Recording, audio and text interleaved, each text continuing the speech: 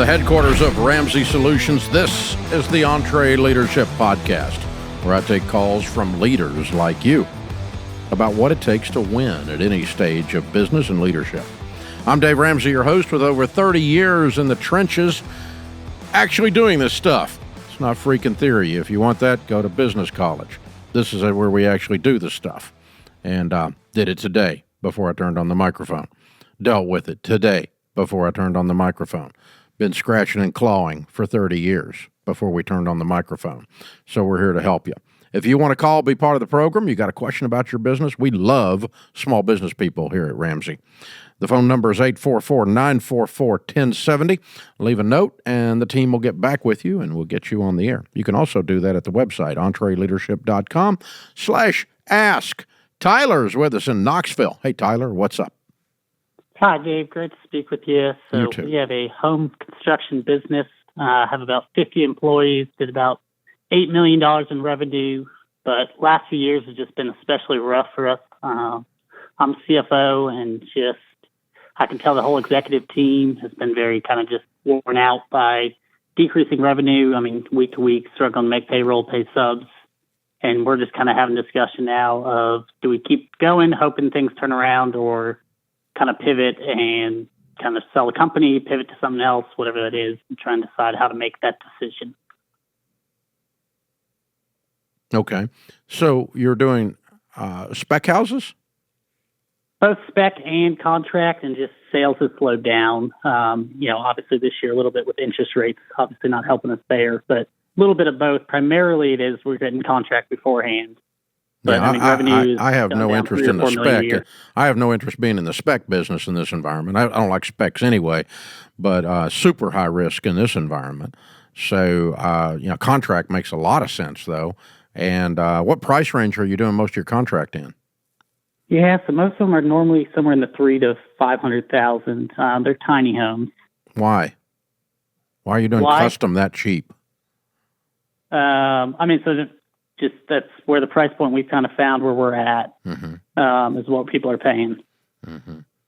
We're talking, 500 square feet homes most of the time.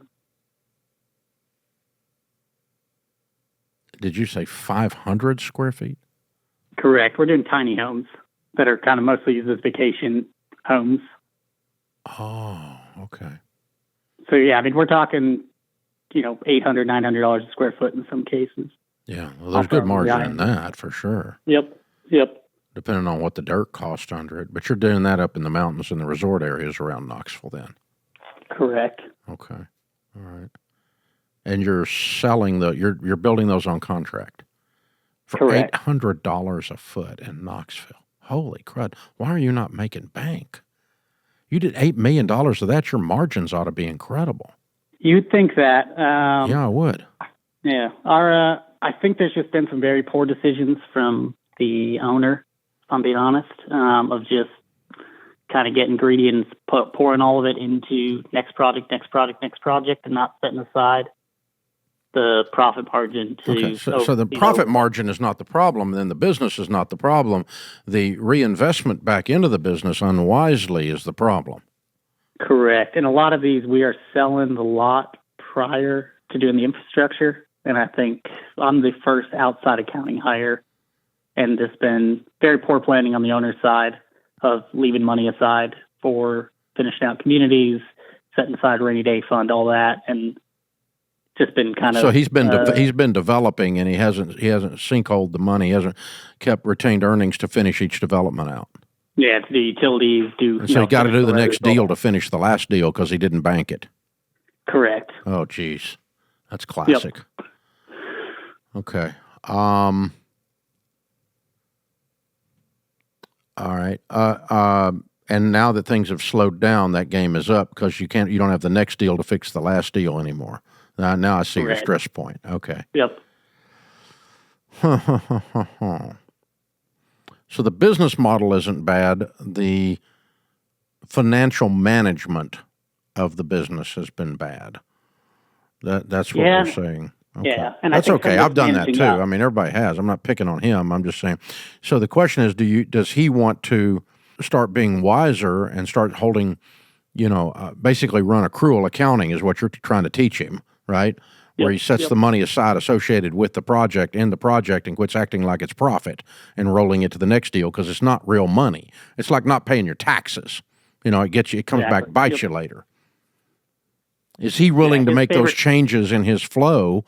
And you might have to make them gradually, and hopefully you can keep enough business on the books to actually make the changes and cover the hole that he's in on those other projects. But there's nothing about what you were describing that would not be a reason to continue doing unless he's gotten himself so far out over a barrel that you can't make the swing. You follow what I'm talking about?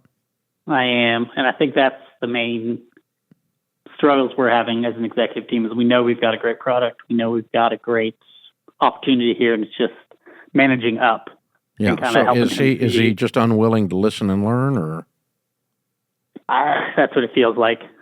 Just a lot of, despite the company dealing with a lot of financial issues, still kind of operating in his personal life as if it's all fine and all that. And that's bleeding into the business where I think he's acting like nothing's wrong. There's been no change in sales, all that. And so still trying to, he's wanting to hire an acquisitions guy right now to find more land and more opportunities. And we're just telling him there's no money there to do that. We got to finish what we got first. And doesn't seem too receptive to that because he believes the only way to do it is to keep this model going of next project pays for the last one. Yeah, you've been just living over a barrel your whole life, yeah. It's classic. I mean, I grew up in the real estate business, so it happens all the time. The problem is it's not sustainable because the first time there's a downturn, which is what we're sitting in right now, the volume slows down. The math quits working, as you obviously know. You're the CFO, so I'm not telling you anything. What would I do? Well, I don't know. Is this guy going to sell? It doesn't sound like a guy that would sell. He's the eternal optimist. He got hit with a very large IRS bill on October 15th there, and so he's looking to, he may be forced to sell, is what it sounds like. But I don't know. Then the math has caught up and hit him in the back of the head, and you aren't left with a choice. Because he also hadn't been setting his stinking taxes aside, is what you just told me. Yep. Are they unpaid 941s? No, it's good. It's 1040. Okay. So, all right, good. Because the 941s will pierce corporate veil and land on his lap anyway. All right. Oh my God. All right. Yeah, I'm selling. I mean, you're not left with a choice because what I was thinking was earlier in the conversation, I didn't have all this last piece of information. Is I was thinking that instead of 100% of the money forward. And to cover the back is to start to gradually, a little bit at a time, chip away at the hole that you're in and get back up to square. You see what I'm saying? And so if it took a year's worth of projects to get back to square to where you're actually funding the project from the project rather than from the last project or the next project, that kind of a thing, you could do that a little bit at a time. You don't have to do it full stop. You see what I'm talking about? Yep. You could take a chunk and say, okay, we're going to do 25% a quarter, or we're going to do 12.5% a quarter for 2 years, and you could make the full turn if you did that. And I've walked with people through that consulting before and shown them how to do it, and you obviously understand the math and could do that. But the problem is now you got the double whammy. You get hit with this, and the market has slowed down, so you get the whole you got perfect storm going now. And you're probably left with no options.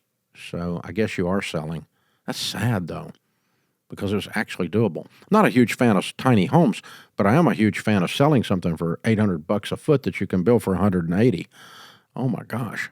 That's pretty sweet margin. In the home building business, it's unheard of. It's great margin. And it does, tiny home, if it works anywhere, it works in a resort setting. So it's like a weekend cabin. Little tiny cabin, 500 square footer. Huh. Very interesting. Yeah. I think he's got to sell, dude. I'm sorry. Wow. Unless you guys can figure out a way to get the IRS bill and make the turn, and that's going to involve an act of will on the owner's part. But if you got a stubborn owner, a slow economy, and an IRS bill, that's called the perfect storm.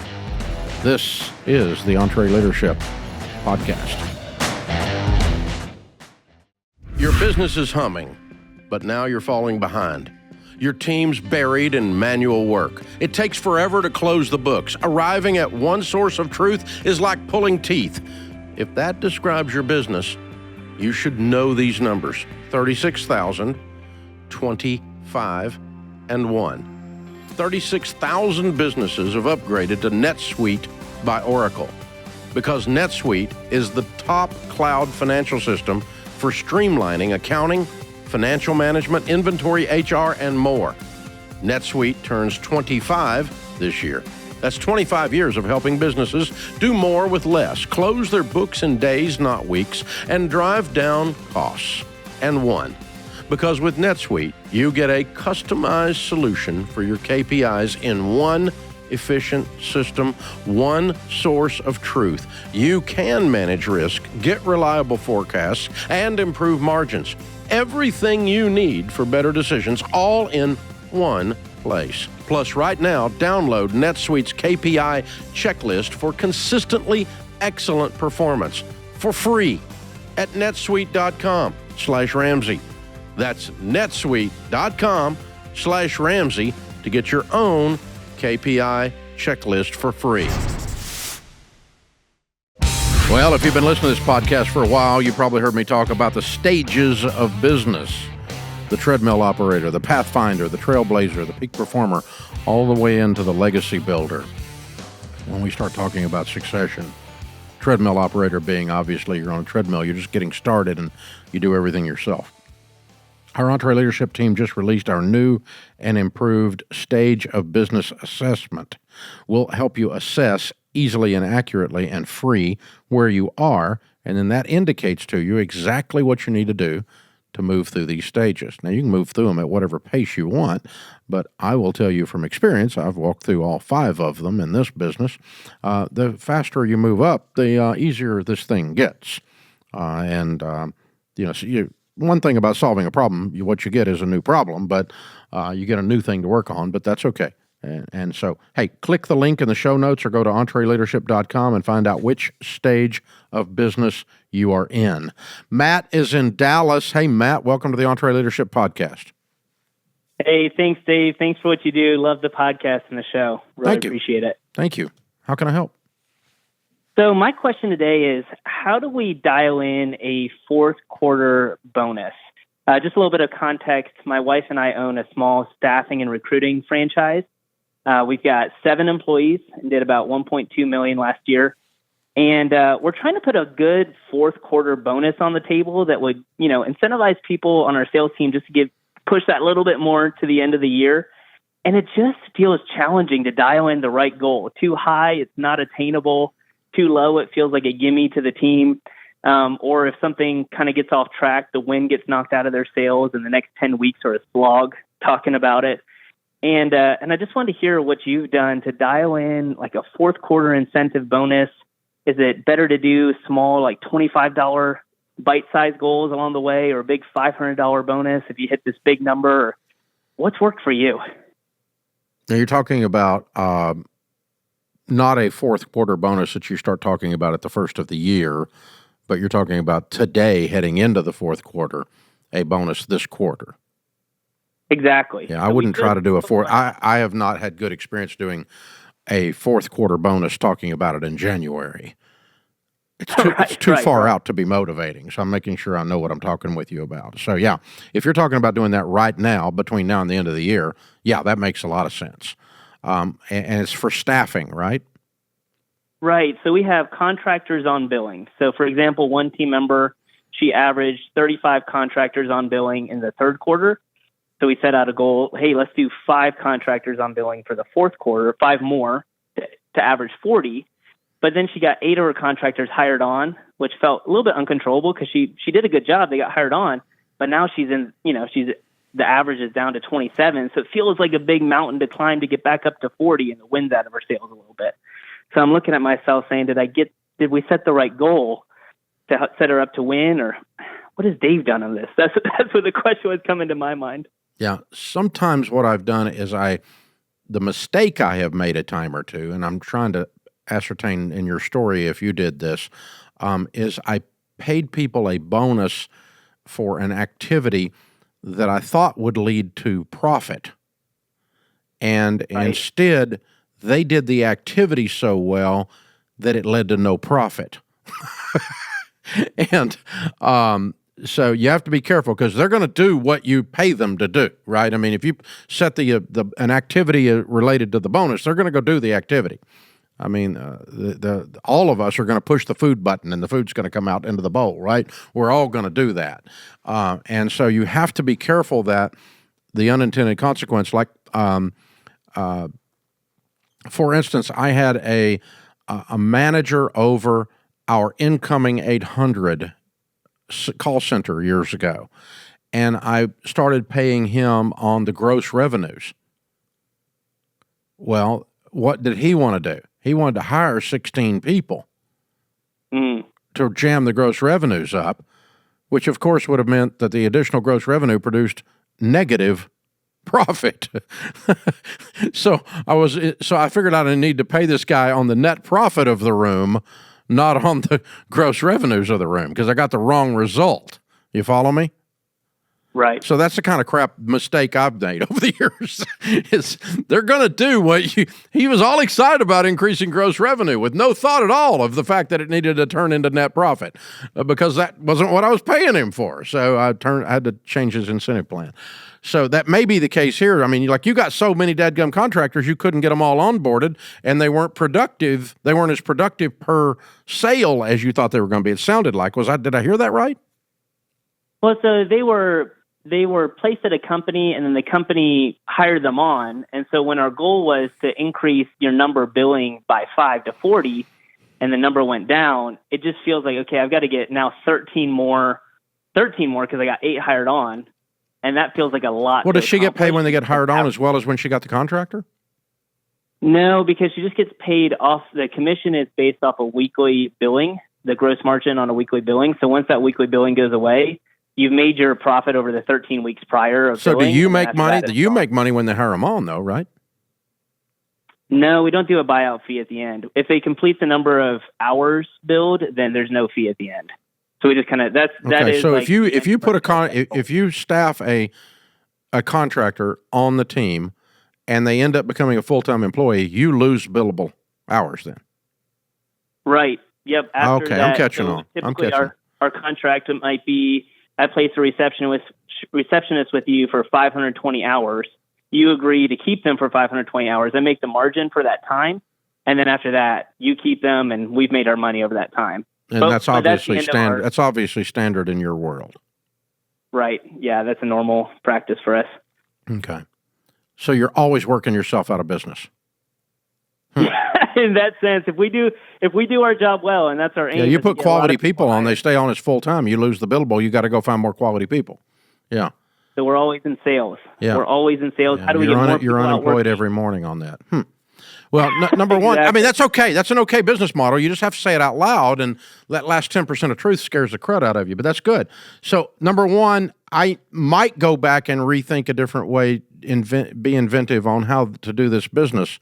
Is there a way where we can charge them less per hour and then get a bump if they hire them?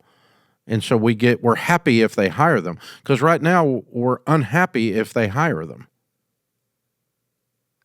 And so I might rethink the business model, but that's a sidebar. Back to your bonus then. How do we do a bonus in this current without reinventing your whole stupid business, which I don't want to do. You may want to do that, but I'm not going to do that right now. I love the business. It sounds great. So you're getting punished mathematically. How do we keep your salespeople from getting punished mathematically and not put you upside down? So let's say they hired 10 and all 10 stayed permanent. That salesperson's starting over, but so are you, right? Right. So that's the nature of the beast. So you get paid when there's billable hours. They get paid when there's billable hours. Oh, well, that's how your business works. They know that. And so if they add 15 and all 15 of them leave and they start back from zero, Well, that's the nature of the business. This is the rough and tumble of your world. And so, you got knocked down on this particular play. You get up and you play another play, and you don't throw an interception, right? So it's not an interception because it's not actually a mistake. It's just the nature of the thing. Another touchdown. Yeah, and your touchdown bleeds out. No, a touchdown you get to cash a check, but so not here. I think you have to really set your narrative with your salespeople around. You are not failing when you start from zero. It's part of what we do. You're not failing when you have less people creating billable hours because they became permanents. It's part of what we do. And so what the bonus should be based on is number put into service, not number continuing in service. Ooh, I like that. Yeah, I'm trying to get to pay them. This is what drives your business engine. Number put into service is what drives your business engine. And anybody that stays in service is like good. That's awesome, but it's gravy on the biscuit because we don't really even expect them to. We expect them to either bail or become permanents. Right. It's a high turnover either way. Yeah, so pay them for putting it in service, not for. So I probably would quit paying on billable hours. I would try to figure out if you've got enough data, it would be very cool to back into it and figure out every time you launch one, you make an average of X before they bail or become permanent, or they may stay on 2 years.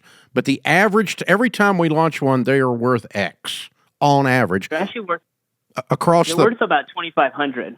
Okay, So I do know that. That's your lifetime value. About I'm going to pay them on that. I'm going to pay them on that. Mm. It might be might be a higher percentage. But every time you launch one, you don't have to worry about the billable hours. You don't have to worry about whether they go permanent. That's me. I got to worry about that. I'm the owner. That's on me. But your job is to launch them. Mm. And if you're now in the insurance business, they add another element to it. If you launch a bunch of crap and it all turns bad, in other words, you're just launching because now I'm paying you to launch, right? I'm paying you to put new people on, but you start putting crappy ones in there so they turn over even faster, or they never become permanents and they become problems for me because I got to go manage the upset client because we sent crappy people over there because you're just getting paid to launch, so you're launching anything that breathes air instead of putting quality on. In the insurance business, if you sell a life insurance policy and it doesn't stay on the books 3 years, they recoup on you. That's called persistence in that world. If the business isn't quality business and the people want a refund, then they'll recoup on the agent and take their commission back. I wouldn't go that far, but I would say, I'm going to pay you on the $2,500. I'm going to pay you to launch as long as your quality stays up. Is this making sense, or am I just barking up a tree? No, it's so cool to hear an outside my fishbowl perspective because I'm swimming in this fishbowl. And I'm just thinking, how many people I'm billing? How many people I'm billing? Can we raise our average? That's where you get your money. But the way they get their money is by launching because they're going to lose them all. And that puts their focus on how many starts can I get this week? Yeah. Where can I get someone started? Who can I get someone started? How do I get them started? Where do I get the person? And they have to be quality. I'm not starting mouth breathers. Right. Okay? We're not starting knuckle draggers. We're starting quality because I don't want my customer pissed off because I'm sending substandard humans over there. Right. Yeah, this is good. That's fun, Matt. It's a great discussion. You're a stud, man. I love what you're doing. You're a great small business guy, thinking and pushing and grappling. And then the last thing is I'm going to go back maybe first of next year, and I'm going to start to think about, am I going to bill these people less and I'm going to become a recruiter as well as a staffer, meaning I get paid when they hire on as a permanent, but maybe I don't charge quite as much, so I do get paid. So now I got a real incentive to get somebody hired. And I'm happy when they get hired. Happy if they don't get hired. I'm happy if they do get hired. I'm happy if they don't get hired because I'm billing them per hour. I'm happy if they do get hired because I get a little bump then. because I built that into the deal. I know that's not the industry standard process, but I don't give a crap what the industry standard is. I'm all about breaking that, all about doing something smarter than the industry's doing. Contrarian ideas. It's fun to think about. We do that all the time here. We try to break stuff before it's broken.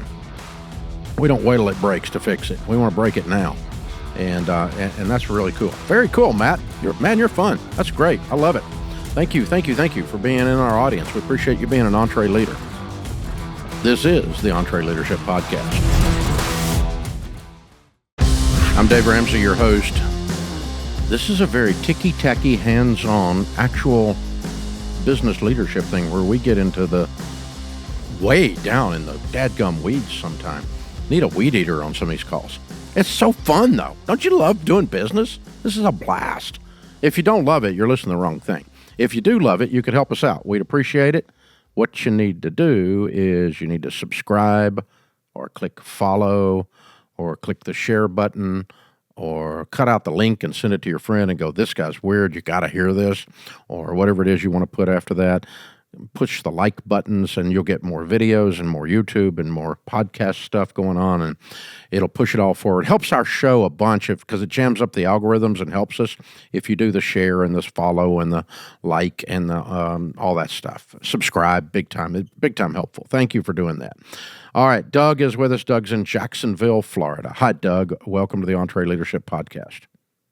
Good afternoon, sir. Thank you for your time. My pleasure. How can I help? So my wife and I are in the process of negotiating to purchase a 24-hour gym. It's one of the 2 gyms in our area that's expanding. The area is expanding. I haven't been given access to their books yet, the 2 owners, but we're just going to assume they're not lying and run on that. The question around the negotiations specifically is there's maintenance that has not been done to the facility and some of the equipment. So when you're valuing a business, you're going on, 3 or 4 times revenue, maybe different for a gym, but in general, it's what I've heard. No, 3 or 4 times profit. Profit. Yes, sir. So if they are not including maintenance as a line item, so I feel that's something that we're going to need to factor in for the overall value of the business, but then it doesn't seem fair in my mind for them to essentially be taking what should have been maintenance, putting it into their pockets, and then, I'm having to pay this essentially inflated valuation, and then also pay for. I'm not going to pay for the inflated valuation. What I'm going to do is I'm going to take the P&L, and let's say they weren't paying rent. Yep. Okay. Yeah. Well, I'm going to take the P&L. I'm going to put rent in it, and that reduces the net profit. Yeah, I'd agree with that. Okay. So then, do we also do some level of? Let's make up a different scenario. That's not sleazy. Okay. Let's just say, all right, their dad owns the building, and he let them operate it rent free. But you're going to have to pay rent. Yep. That's the same thing as they hadn't been doing maintenance, but you're going to have to do maintenance. You follow me? Yeah. So just treat it like that. Like dad's going to charge you rent, but he wasn't charging them rent. You're going to do maintenance. They weren't doing maintenance. So I'm just going to say, all right, we've got the gross revenues, we've got the expenses down through here, and I'm not negotiating with them on whether it's a 4x of revenue or 3x of revenue. I'm doing that multiplication, or not revenue, of net profit. I'm doing that multiplication after I determine what I think real net profit is. I'd agree with that. That's fair. And so now they're not benefiting from an inflated price because we've deflated the price to reality. Yeah. Yeah, 100%. So then when we're talking about, it's like one of the big issues is the mat area for the free weight section of the gym. A lot of those, the flooring is actually like bubbled up, peeled up, in some places cracked big enough that you could stick your foot and trip in that area. Do we then get an estimate for what it's going to take to repair that? Absolutely. Including labor? Absolutely. Yeah. Or just get a wet finger in the air and go, all right, I've got to buy, let's say they didn't have 3 pieces of equipment that you needed to operate. Mm-hmm. then I'm going to take the cost of the three pieces of equipment out of the annualized profit because the thing's not functioning. The business is not functioning properly. Let's say the air conditioner wasn't working. Well, I've got to take the repair of the air conditioner, and I can amortize it across 12 months. I don't have to take it out of a single month, but I mean, I'm looking at an annualized profit anyway to do a multiple on it. And so I'm going to fix the air conditioner as a part of the cost, and that's going to reduce the profit and reduce the thing. So I'm going to fix the mats at a part of the cost. So the deal is this: they're not going to be able, as long as you know these things are there, they're not going to get paid a multiple of the fix on those because you're going to reduce the net profit of that. So you're not getting slimed. But I hear the aggravation in your voice that they've not operated the business well. They've kind of milked it. Yeah. It's kind of aggravated you personally because you thought they were going to benefit from that. And with this formula that you and I are doing, they're not going to benefit from it. As a matter of fact, I'm kind of glad they've screwed it up because it's going to give you a better deal. Well, absolutely. There's an opportunity there, because they've put the business in the situation it is. I think you're 100% correct on the frustration, and just it bugs me when I see something that's such a simple fix. Yeah, and it's just lazy. a lack of caring. It's lazy. Yeah, it is. And it's nasty in a gym to have rolled up mats. That's just gross. You know, it is. It's anybody that cares. But that's who you want to buy from is somebody that's dumb butt that doesn't care. That's where the deal is. Yeah, 100%. So this makes me smile. It doesn't make me frustrated. Cheaper than that's a fair point. If I'm buying a house, I like the gutter hanging off, not up there nailed properly. Because that means I'm getting a deal. I want that sucker waving at me because that's giving me a signal that guy's wanting to sell that house.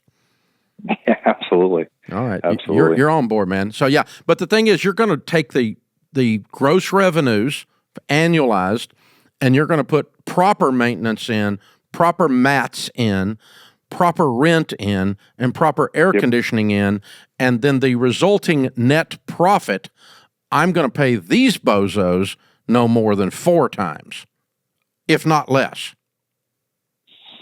I would probably like to talk it down a little bit closer to 3 because this is the stuff that I can see what else is wrong. Yeah. Well, and not only that, you have to put in your brain power to fix their messes. So I'm up for 3. Yeah. What do you think the net's going to be when we adjust that? Let me give it. I don't know what that'll make. What's the margin on this puppy? According to what they have told me, again, we'll take them at face value, that each of the owners, the 2 owners, are taking $8,700 a month a piece, and they have 1 employee on site that is taking home $2,000 a month. So $19,000 a month subtract out. No, but you got all kinds of expenses out of that. Absolutely. They're taking out $8,700 after they're paying their bills, but not counting the ones we're talking about they should have done. But the rest of the bills are paid. I mean, they're having to pay rent. Right? It's a rental. Isn't it? Rent, utilities, all. Yeah, it's leased. So they're still pulling $17,000 a month out. Mm-hmm. Yeah. We're probably going to have to add. I would say at least in the short term, we're talking at least $1,500 a month. $1,500 a month for maintenance because we got to get caught up. Yeah, we may be able to adjust it down in the future with proper care and attention, but I'd shave at least $12,000 off a year. So you're looking at what, $150,000 or something. Probably some of that ballpark. I don't think it's going to be worth more than $200 all said and done. No, I was talking about the net profit, wasn't I? 17,000 times 12 minus the stuff we're talking about. Yeah, that is probably about right. Yeah. Yeah, that's more like 150,000 profit. So your max is, if you bought it at 3x of that'd be 450. 450. Yeah. Yep. I mean, I'm doing this rough and dirty napkin math right now. I ain't got a calculator, but that's what I mean. You're in the 300 to 400 range if you get a deal on this. It sounds like if that 8,700 is real. But when I see these other things, I start to question other pieces of integrity. Here's the deal: you do not buy this from them based on their books. I want to see their tax returns. Okay. They're personal tax returns, because tax returns tell the truth. Because you go to jail if you do those wrong. Yeah. You do books wrong and you lie to you. That's not go to jail stuff. So yeah, I want 2 years of tax returns. I want to see your personal tax returns on the business. If it's an LLC, you're filing on the LLC. I want to see what the flow through is on it, and that'll tell me my number. And then I'll take that and plug that against your actual P&Ls from your bookkeeper, compare, and see how much you're lying about other things too. And because, yeah, these guys have been milking this thing, and it scares me on integrity like you. I agree with you. I want to be careful. I'm not saying they're crooks, but if you're going to find a crook, this would be the place to look. I mean, that's a possibility. So something to think about. Cool, man. I like your plan. I like your frustration. It's the right kinds of frustration, but you may want to flip it and smile about it and use it as leverage, because these guys can't continue to milk this thing and it stay open. They're going to take it to the bottom pretty quick if they're not careful. This is the EntreLeadership Podcast. Thanks for hanging out with us, America. We're so glad you're here. 54% of the gross domestic product of the entire economy in America today is produced by businesses that have 500 or fewer team members. By definition, they're small businesses. If that's you, you are why this podcast exists. We're here for you. I love you. You are the backbone of America, even though Congress taxes your butt off and does all kinds of stupid things to make it difficult to operate. And your local municipalities don't understand you, and they make it difficult for you to operate often. But small business is what makes the world go round. Most people in America work for small business. Small business employs more people than big business does. Yeah, you're heroes. Thank you. We appreciate you. John is up next. John is in Salt Lake City. Hey, John, how are you? I'm doing well, Dave. Thanks for taking my call. Sure. How can I help? Hey, my wife and I run a clinical research site. We have 2 full-time employees, 5 contract employees. We've done about $500,000 in the past year, which is about the same amount of time that we've been open as a clinic. And my question is, our accountant is suggesting doing owner payouts instead of paying ourselves through W-2. And I'm just wondering, because I listen to your show and I hear a lot of callers talk about how they pay themselves as a W-2. So I'm wondering, what is your suggestion when it comes to owners paying themselves? It doesn't matter, because your taxes are the same. Income tax is income tax. There's just a process difference more than anything else. So if you just pay yourself out, you get self-employment tax, which is 765 times 2. It's 15.3. Okay. If you're W-2, the guys sitting in the booth looking at me, when I pay them on W-2, they pay 765 out of their check, payroll tax, and the employer, me, pays 765. Okay? Okay. So when I pay me here, Dave, the employee, pays 765, and Dave, the owner, pays the other 765. The same thing as self-employment tax. If you just take a draw, you're going to pay self-employment tax on your business of 15.3. So it all comes out the same. There's not a big difference. It's just a process of whether you want to build it into the payroll. And if you've got volatile cash flows, owner pay can be a problem. In the early days in this business, I set my salary, it's not that way now, at $100,000 in years that I was making $300,000 or $400,000. But I had a monthly income based on $100,000 at W-2, and then I just took owner draws on the rest of it. Because I didn't know above, I knew we were going to have 100. That was easy. That was a slam dunk, right? But I didn't know if I was going to have 200. And turned out I always did, but I didn't know that. So I set the salary, at about a quarter of what I thought it was going to be, and ran that on W-2. Now I have a different calculation. I get paid, and my operating board members get paid off of the profits from the month before, and it comes out as bonusable in our paychecks on a W-2 flow. But that's a more complicated thing. I wouldn't suggest you screw with that at your stage. It's more trouble than it's worth for you. But at your stage, I would just set up, like, what was your net profit last year on $500K? What'd you pay taxes on? Well, we're at our 1 year mark right now. So actually, when we started a year ago in about October, we had zero. We didn't even have a trial yet until January. So it was actually in January. Since January, we've generated that $500,000. Okay. So and what is your net profit on the $500K in 9 months? 9 months. We're probably at about net profit. We're probably at about $75,000 right now. Okay. Sounds like you're making $100 a year. Yeah, I think so. Okay. And so if you set your W-2 up on 75, as long as you do next year what you did last year, you're going to be just fine. Or if you want to set it up on draws and just quarterly take it out, that's fine. But is the cash flow steady or is it irregular? It's becoming steady and it's steadily increasing. Okay. Which makes it even safer. Okay. If it's steady that you know you're going to have the 75 and it doesn't pinch the checkbook, just on a cash flow basis. On profit annually, you're okay at 75, it sounds like. Because it sounds like you're going to make over 100, right? But if that cash flow, like if you have a slow summer or something like that, and that 75 suddenly is draining the cash out of the place, well, you don't have to do that, as long as you don't have to have it at home to eat. So, yeah. But I think the larger your team gets and the more sophisticated you get, and the more years you have under your belt to have a more predictable, forecastable cash flow, the more you're going to lean towards just setting the majority of it up on a W-2 and then taking a bonus at year end and cleaning the cash out. Because if you're on LLC or Sub S, you got to pay taxes on the whole net profit anyway annually, regardless of how you take it. Okay. You don't get away from that.